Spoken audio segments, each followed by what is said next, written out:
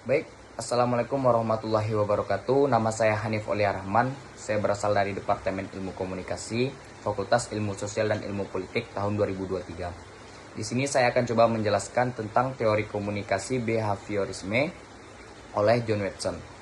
Yaitu di mana teori komunikasi ini merupakan tindakan yang memiliki balasan yang berbentuk respon, yang dapat digambarkan seperti apabila seseorang individu mendapatkan rangsangan, lalu individu tersebut berhasil menerima serta mengamatinya, maka kita akan mudah dalam memperkirakan seperti apa tanggapan atau responnya tersebut.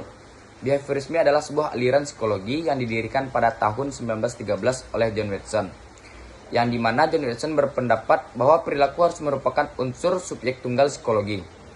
Behaviorisme merupakan aliran revolusioner, kuat dan berpengaruh, serta memiliki akar sejarah yang cukup dalam. Behaviorisme sendiri lahir sebagai reaksi terhadap introspeksionisme yang menganalisis jiwa-jiwa berdasarkan laporan-laporan subjektif dan juga psikoanalisis, yang dimana berbicara tentang alam bawah sadar yang tidak tampak. Behaviorisme secara keras menolak unsur-unsur kesadaran yang tidak nyata sebagai objek studi dari psikologi, dan membatasi diri pada studi penting tentang perilaku yang nyata. Dan demikian, behaviorisme tidak setuju dengan penguraian jiwa ke dalam elemen seperti yang dipercaya oleh strukturalisme. Behaviorisme juga sudah jauh melangkah dari fungsionalisme yang masih mengakui adanya jiwa dan masih memfokuskan diri pada proses-proses mental. Ada 4 teori tentang behaviorisme. Yang pertama yaitu adalah asertif. Asertif merupakan kemampuan untuk mengekspresikan keinginan atau perasaan dengan baik tanpa menyakiti orang lain. Komunikasi ini didasarkan pada pandangan bahwa setiap orang bertanggung jawab atas masalahnya sendiri. Yang kedua adalah agresif. Agresif dapat definisikan sebagai tindakan kemarahan tidak menentu di mana seseorang bermaksud untuk menyakiti atau menyerang orang lain. Terdapat berbagai contoh perilaku agresif dalam kehidupan sehari-hari, yang dimana biasanya orang menggunakan agresivitas untuk menciptakan konflik atau situasi menang kalah dengan menggunakan intimidasi untuk mendapatkan sesuatu apa yang diinginkannya. Dan yang ketiga adalah pasif. Komunikasi yang pasif ini terjadi ketika individu mengungkapkan pikiran atau perasaan yang mengutamakan kebahagiaan orang lain dan menempatkan dirinya pada urutan terakhir. Dan biasanya gaya komunikasi ini dilakukan ketika individu merasa kebutuhannya kurang penting dan jika disampaikan akan sia-sia.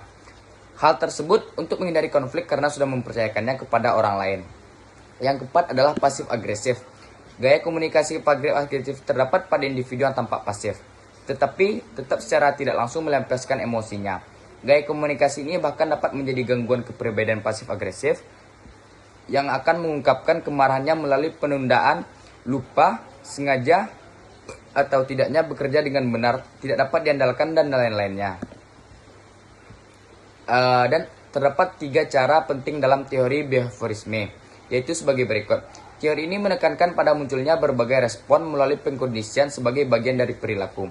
Yang kedua, teori ini lebih berfokus pada perilaku yang dipelajari dibanding perilaku yang tidak dipelajari.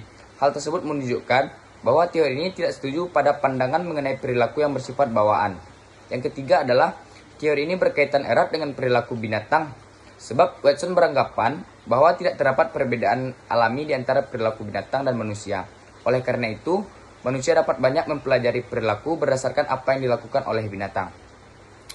Dan pada kehidupan sehari-hari terdapat banyak sekali contoh mengenai teori behaviorisme ini. Yang diantaranya adalah ketika seseorang atasan memberikan sanksi kepada karyawan, baik itu berupa teguran atau bahkan surat peringatan. Yang contoh lainnya adalah bahwa ketika penertiban dan peringatan berupa surat tilang dari kepolisian untuk pengguna jalan yang tidak mematuhi rambu lalu lintas yang berlaku.